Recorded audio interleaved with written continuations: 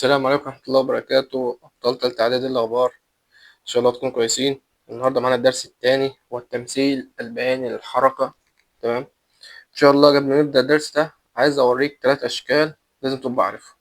تمام. أول شكل رقم 1 ده. تمام. ده علاقة طردية. يعني إيه طردية؟ طردية مثلا لو ده س وده ص، لو س زاد صاد يزيد.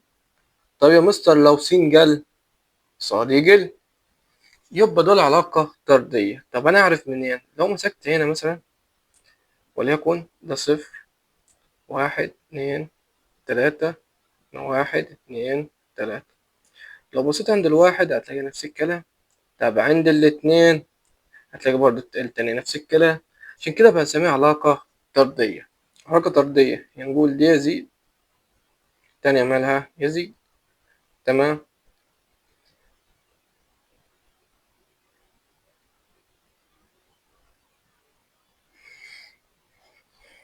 الشكل رقم 2. الشكل رقم 2 ده علاقة عكسية.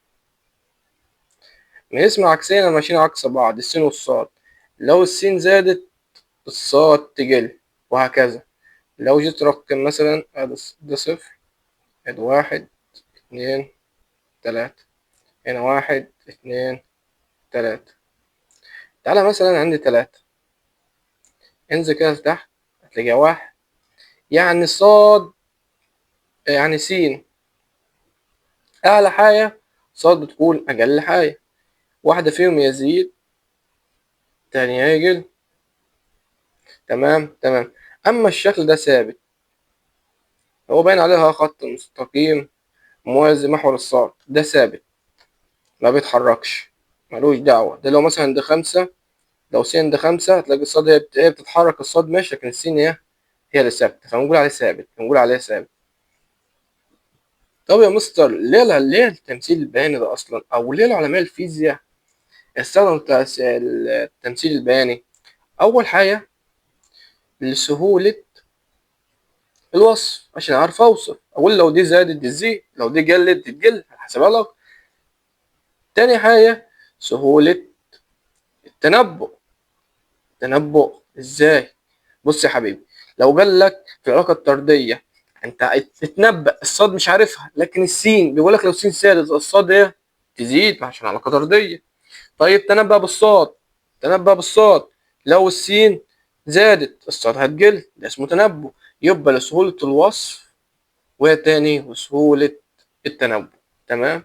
اللي بعده الجدول المقابل عطيني تمام من المسافه، وعطيني الزين اللي هي الزمن. هيقول لي مثل لي الجدول ده والسرعة ايه.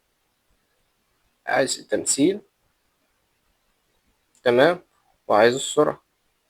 طب تعال نعمل الرسم بتاعنا.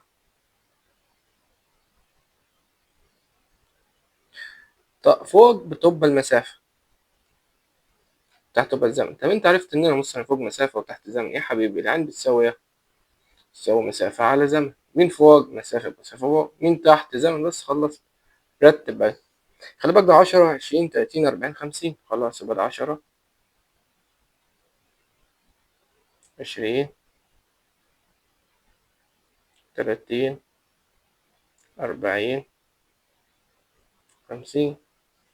تحت كام؟ 2 4 6 8. 2 4 6 8 10. نبدأ نمثل. عند 10 كانت 2، يبقى تعمل خط في النص. وعند 20 بقت 4، تعمل خط بينهم. وعند 30 بقت 60. تمام. وعند 40 بقت 80. عند 40 بقت 8. وعند 50 بقت 10.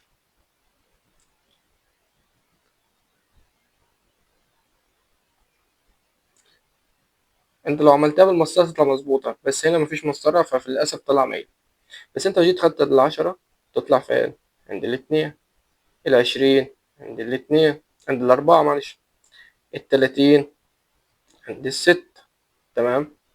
دي علاقة ايه؟ علاقة طردية. ما شاء الله اللي قال صح، ما شاء الله عليه. ازاي طردية يا مستر يا حبيبي؟ من 10 ل20 زادت، ومن 2 ل4 زادت، فهم دي يزيد ودي يزيد بعلاقة طردية. تعال نجيب السرعة.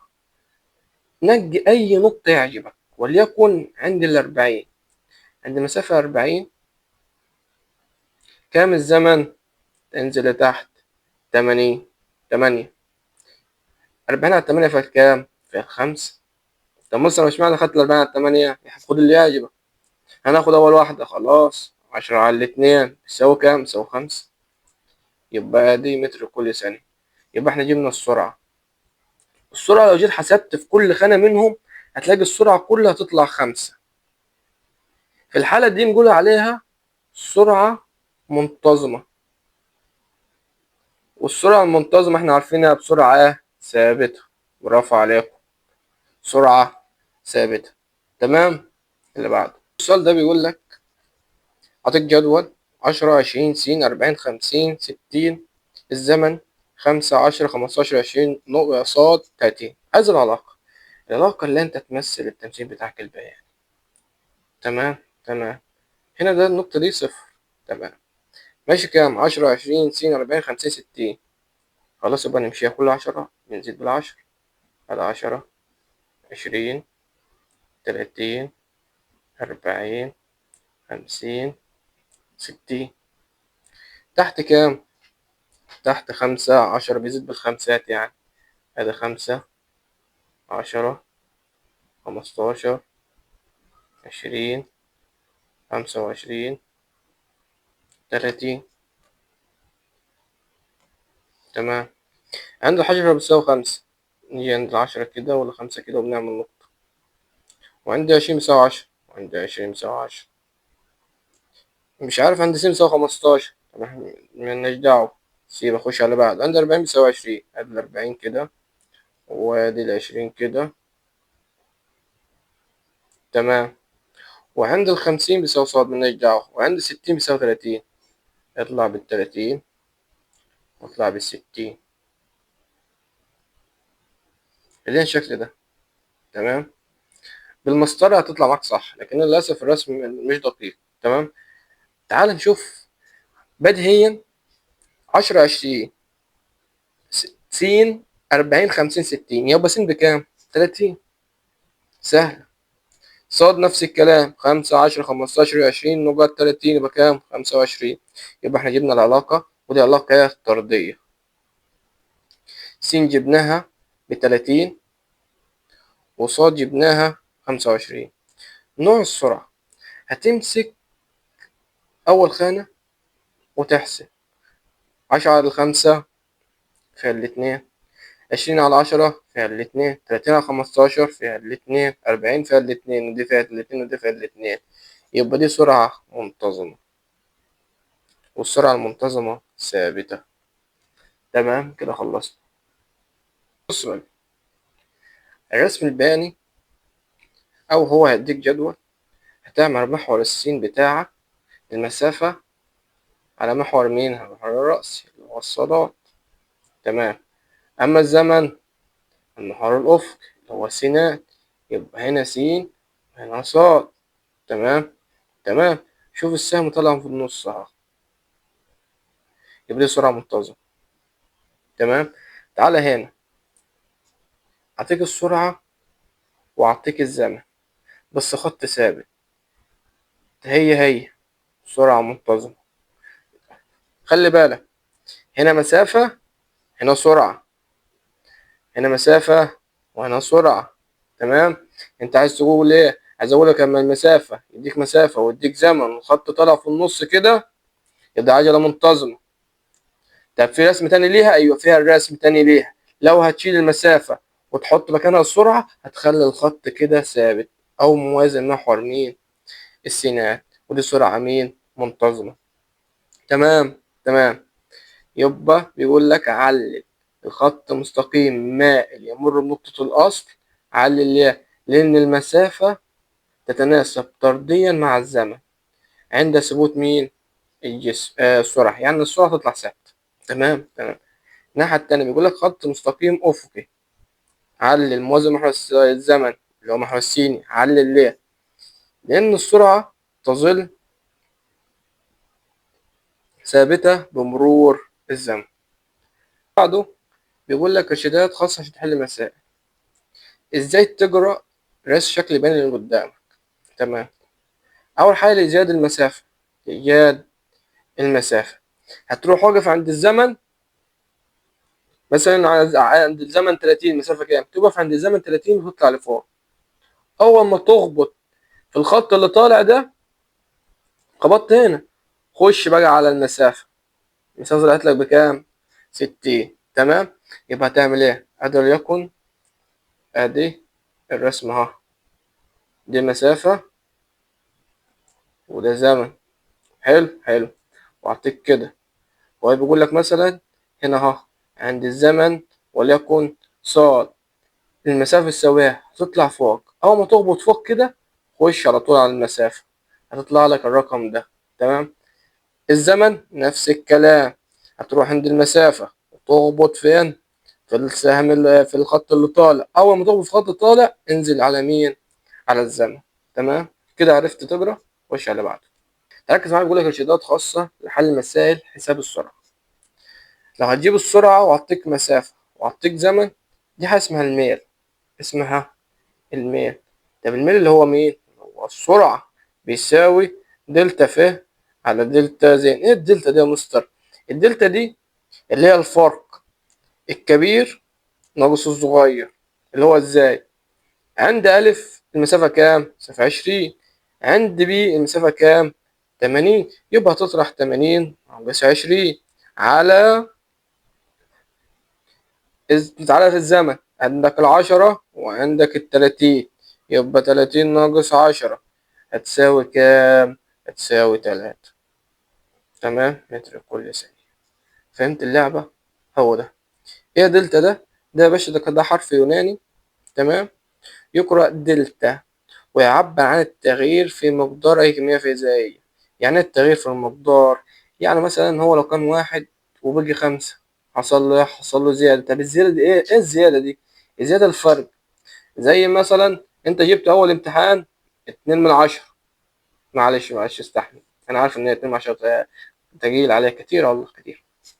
مش على بعد. جبت 2/10. تمام. تاني يوم أو تاني امتحان جبت 5/10.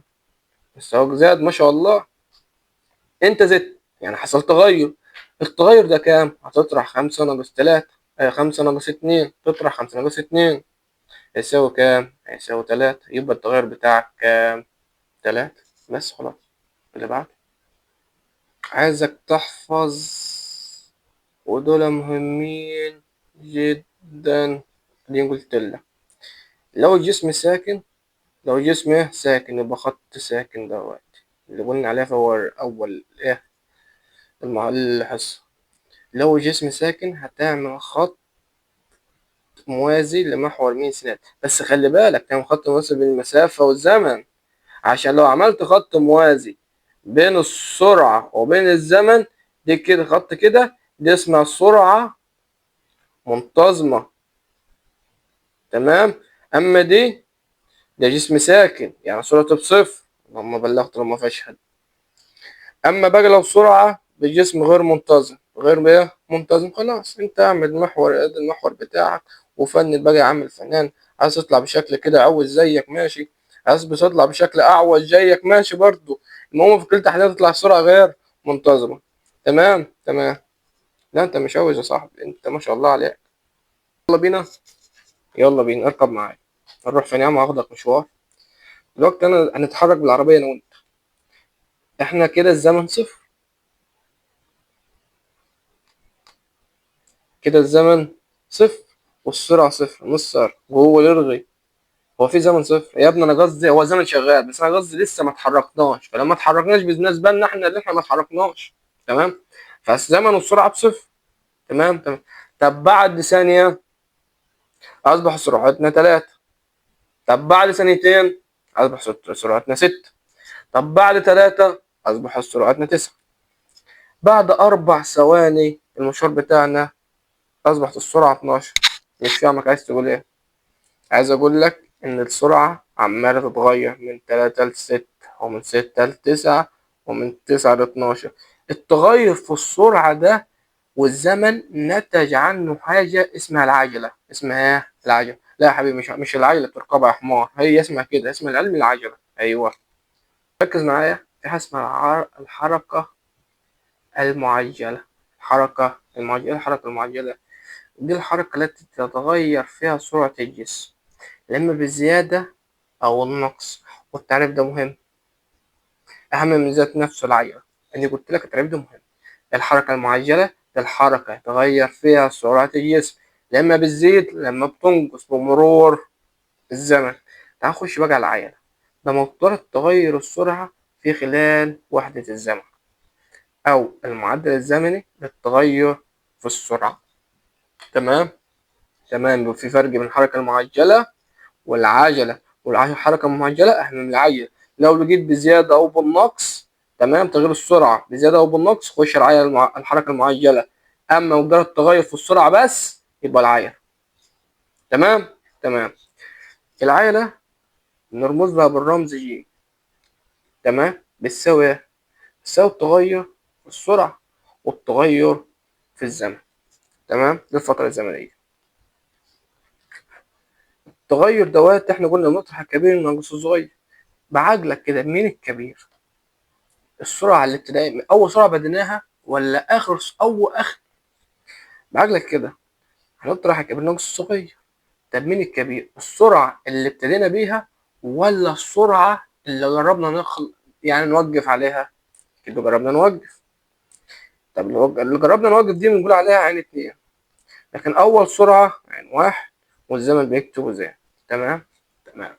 العجلة ورمزها جي بيساوي مقدار التغير في السرعة على الفترة الزمنية، اللي هي عن السرعة النهائية اللي عن اتنين ناقص السرعة الابتدائية عن واحد على الفترة الزمنية الواحدة. تعال بص، احنا عندنا جي بيساوي سرعة على زمن. تمام. طيب السرعة وحدتها متر على الثانية، والزمن ثانية. الثانية دي تنزل تحت، يبقى متر على ثانية في ثانية هتساوي ايه؟ متر على ثانية تربيع.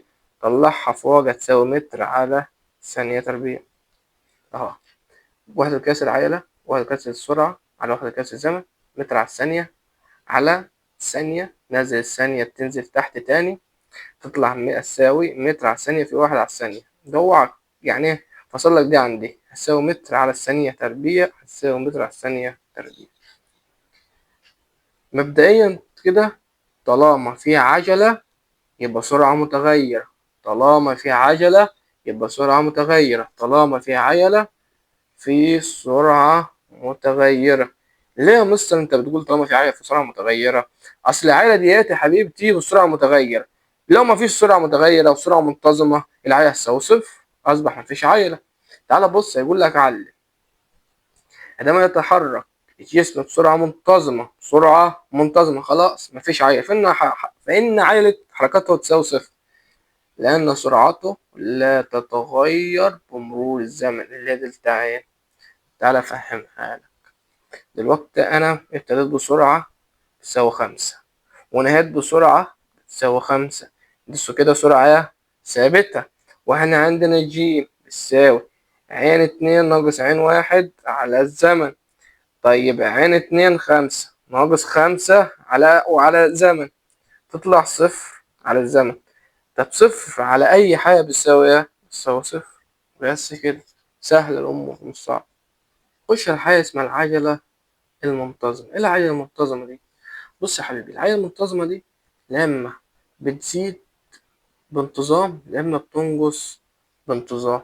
يعني مثلا العجلة كانت ب2 زادت بقت 4 زادت بقت 6، فهي عمالة تزيد بكام؟ بموجب 2، يعني موجبة. ممكن كانت 6 بعد كده كانت 4 بعد كده كانت 2، كده بتنقص بكام؟ بسالب 2. هتفهم أكتر، تعال. تمام. بيقولك علمت أنه عندما تقطع سيارة مسافات متساوية فيها زمينة متساوية بيقول عليها سرعة منتظمة. تمام. طيب لو اتغيرت السرعة دي بالزيادة وبالنقص بس المقادير متساوية في أزمنة متساوية، خلاص احنا قلنا التغير في سرعتها أصبحت عجلة، يبقى تصبح عجلة منتظمة. يبقى العجلة المنتظمة دي العجلة التي يتحرك بها الجسم عندما تتغير سرعته بمقادير متساوية في أزمنة متساوية. تمام. ما معنى أن جسم يتحرك بعجلة منتظمة مقدارها 10 متر كل ثانية تربيع؟ هتعرف مين العجلة المنتظمة؟ أي أن سرعة الجسم تتغير بمقدار 10 متر كل ثانية. تمام. الرسم البياني بقى لما يجي نرسم العجلة، سواء عجلة منتظمة موجبة وعجلة منتظمة سالبة. منتظمة موجبة دراسة مرفوعة، راسها مرفوع فبتطلع لفوق، أما التانية راسها مكسورة فبتنزل لتحت.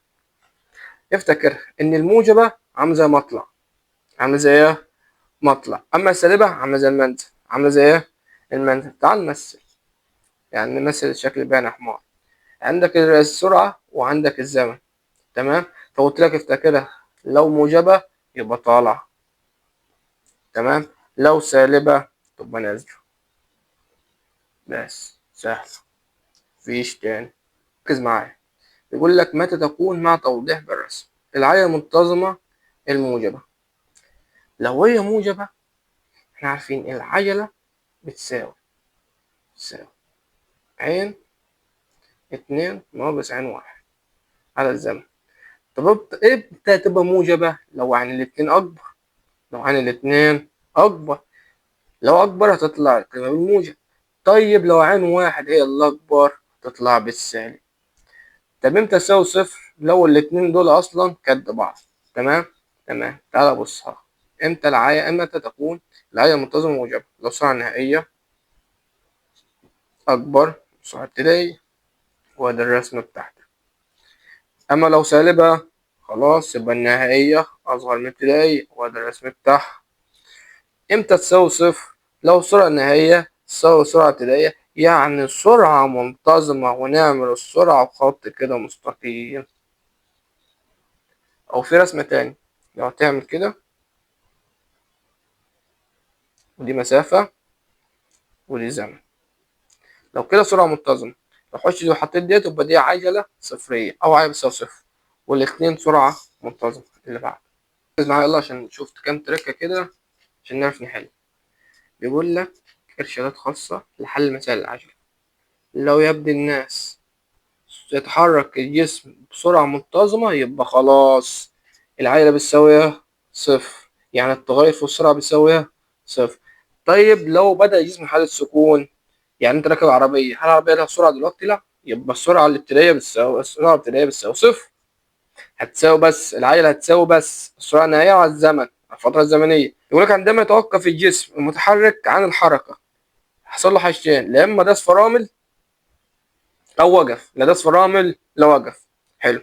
يبقى في كلتا الحالتين إن السرعة النهائية بتساوي صفر، السرعة النهائية بتساوي صفر. فالعجلة تصبح، خلي بالك من السالب ده يا حبيبي، تمام، عشان هنا في صفر. خلي بالك السالب ده مهم، عشان لو كتبتوش ما شاء الله هتاخد على جفاك أنا قلت لك. تمام. يبقى العجلة بتساوي سالب السرعة الابتدائية على الفترة الزمنية. يلا ناخد مقارنة سريعة. لو الجسم في حالة سكون يعني السرعة بصفر، هنرسم المسافة، هذه المسافة وادي الزمن. تمام. وخط موازي لمحور الزمن. يا مستر نعم، انت مش قلت ان دي حركة او سرعة منتظمة؟ يا حبيبي دي مسافة، لو شلت المسافة دي وخليتها سرعة يبقى سرعة منتظمة. ما تستعجلش، هناخدها دلوقتي تحتيها والله. انت لو كنت صبرت لو كنت صبرت كنت عرفت. ممكن نشيل ده، تمام، وننزله تحت خالص كده، بس هنشيل دي وهنكتب السرعة. تمام. تمام زي ما كده اهو، زي كده ادي السرعة، وخدنا الخط ده ونزلنا تحت، نزلناه لتحت. يا مستر ارغي، انت مش قلت يا مستر السهم دوت لو فوق سرعة منتظمة هي فرقت ايه من فوق لتحت؟ يا حبيبي ده كان هنا في رقم، يعني سرعة في رقم، يعني سرعة ثابتة، لكن عند الصفر فهي السرعة بصفر على الزمن، يعني أي صفر على أي حاجة بصفر بس خلاص. اللي بعده إمتى تكون بسرعة منتظمة والعجلة تساوي صفر؟ لو عملنا المسافة والزمن طلع كده، أو السرعة والزمن والسهم طالع كده. تمام. تمام. حركة الجسم بتبقى السرعة غير منتظمة، يعني بحالة فيها عجلة، طبعا غير منتظمة في عجلة أكيد. عندك المسافة، قلت لك لا ترسم خط أعوج، مش هقول لك المرة دي شبه صاحبك. لما المسافة والأزمنة بتساوي خط أعرج، بقى أعرج من صاحبك، ده الشكل ده بتاعك أنت. عندك حاجتين، لا عجلة منتظمة موجبة وقلنا دي بتطلع في النص كده، يعني علاقة طردية، لا إما عجلة منتظمة سالبة ودي عم نزل تحت. تمام. تمام. الحاجة دي مهمة، الحاجة دي مهمة. والله ما بلغت ولا ما فيش. يلا بينا تعال نوصف حركة الجسم. هعطيك مسافة وأعطيك سرعة. تمام. وخلي بالك في سهمين، سهم طالع كده وسهم نايم من A ل B، دي اسمها سرعة منتظمة. تمام. أما البي سي توقف عن الحركة، توقف عن الحركة. الشكل اللي بعده هعطيك سرعة وهعطيك زمن، أهم حاجة تركز لي من فوق ومن تحت بس. A و B، A و B، طالما من A ل B يبقى دي عجلة منتظمة موجبة. واضحة. أما من B ل C الشكل ده قلنا سرعة منتظمة، يعني عجلة بتساوي صفر. ما شاء الله يا جدع اهو. السرعة والزمن لو كده هي اللي فوق برضه بتاع بي سي، سرعة منتظمة يعني عجلة بصفر. طب لو نازلة كده وراح تنزل كده وتشرب على أو توجع على وشها، دي كده بنقول عليها سرعة، بنقول عليها عجلة سالبة، عجلة سالبة. تمام. تمام. اللي بعده يلا بينا نحل. بيقولك سيارة تتحرك بسرعة 10 متر كل ثانية. تمام. متغيرات سرعتها إلى 20 بس وقف، يبقى دي السرعة عين واحد ودي كام؟ عين اتنين. ما شاء الله. خلال 4 ثواني يبقى ده الزمن. خلاص انت عندك سرعة واحدة، عندك سرعة اتنين، عندك زمن، يبقى ده مين؟ هو بيقول لك احسب العجلة. العجلة بتساوي عين اتنين ناقص عين واحد على مين؟ على الزمن. مليني عين اتنين 20. تمام. وعين واحد 10. الزمن كام؟ 4. 20 ناقص 10 على الأربعة فيها كام؟ فيها ال2.5 متر لكل ثانية تربيع. تمام. تمام. اللي بعده طب يقول لك حركة جسم من السكون فأصبحت سرعته 20 متر كل ثانية، فإن زمن قدره 5 ثواني. احسب العجلة. اكتب قانون العجلة، عين بتساوي عين اتنين ناقص عين واحد على الزمن. مالين عين اتنين. هي فين عين اتنين؟ ايه اللي فين عين اتنين؟ بيقول لك الجسم اتحرك من السكون، احنا كنا طبعا من السكون، يعني بدأ من السرعة كام؟ صفر. يعني واحد بيساوي كام؟ صفر. ودي يعني كام؟ يعني اتنين. يعني اتنين بكام؟ ب20 ناقص صفر على الكام؟ على الخمسة. 20 على الخمسة فيها الكام؟ فيها الأربعة متر كل ثانية تربيع. شفت؟ سهلة. ركز لما يقول لك من السكون يبقى عين واحد بتساوي صفر. أما لو قال لك بدأ من مثلا سرعة وليكن 20 متر، تمام، على الثانية، وده فرامل حتى توقف، يعني عين اتنين بتساوي صفر. تمام. تمام. كده خلصنا الدرس التاني. تمام. انتظرونا في حل أهم المسائل على الدرس ده، وإلى اللقاء. سلام.